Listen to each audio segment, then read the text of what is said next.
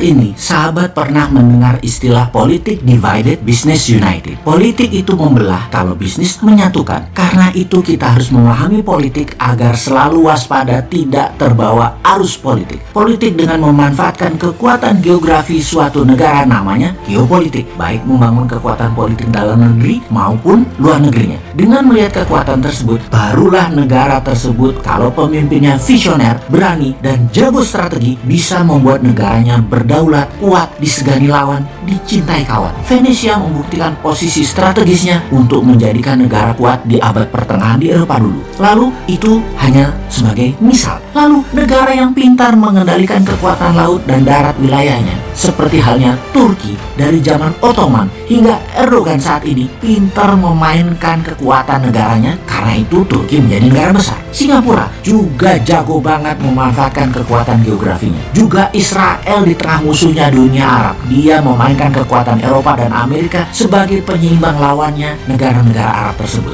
Banyak daerah strategi seperti Panama, Mesir, Taiwan, Hong Kong memainkan cantik wilayahnya. Namun banyak juga yang tidak pandai. Salah satunya adalah negara-negara Arab. Lokasinya strategis, sumber daya alam minyak dan gas strategis. Tetapi negara Arab tidak bisa menjadi negara superpower. Makmur iya, superpower atau negara besar, big country, tidak bisa. Atau dibacanya tidak boleh. Jadi yang membuat tidak boleh adalah negara besar dan negara superpower. Mereka rule the world saat ini. Karena itu, dalam kacamata pertahanan negara, negara besar punya nation interest, punya tujuan bernegara terhadap negara lain. Dan kita harusnya membaca dengan teliti, karena nation interest negara lain menjadi nation threat, negara lemah, menjadi ancaman kedaulatan negara lemah, nation interest negara besar lainnya. Kita bahas ini sejak lama. Kita kembali lagi agar paham bagaimana cara bernegara agar menjadi negara berdaulat, agar Indonesia tidak goblok-goblok amat seperti negara-negara yang tidak berdaulat lainnya. Kita ini harusnya lebih besar dari Turki,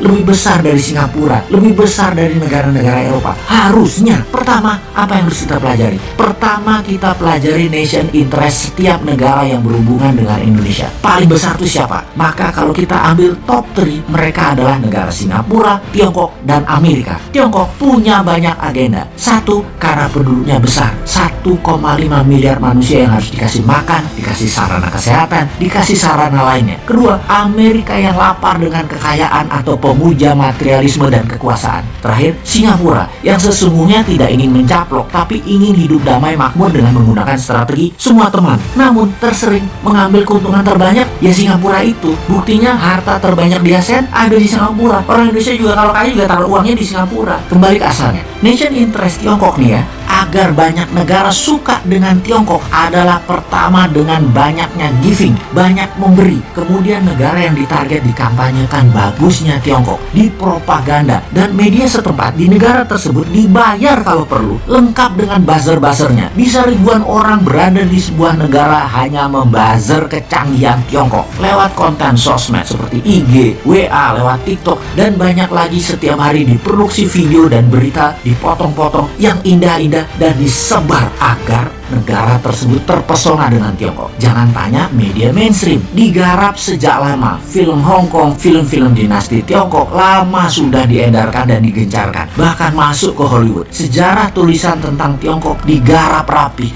Itulah Kementerian Propaganda yang pegang dari Tiongkok. Semua informasi tersebut diorkestra dengan baik. Setelah media, apalagi yang digarap? Yang digarap adalah kebijakan-kebijakan bernegara, parlemen, dan partai-partai negara yang akan ditarget. Digarap setidaknya individunya. Orang mereka dalam tanda petik payroll, digaji, diopeni, diurusi, dimakmurkan dalam bahasa sederhananya. Namun bagi mereka yang tidak paham idealisme bernegara, semua itu seperti business as usual, kayak lagi bisnis biasa aja. Padahal mereka ini diarahkan untuk memuja Tiongkok, tetapi di kepala mereka ini bisnis kok gitu ya.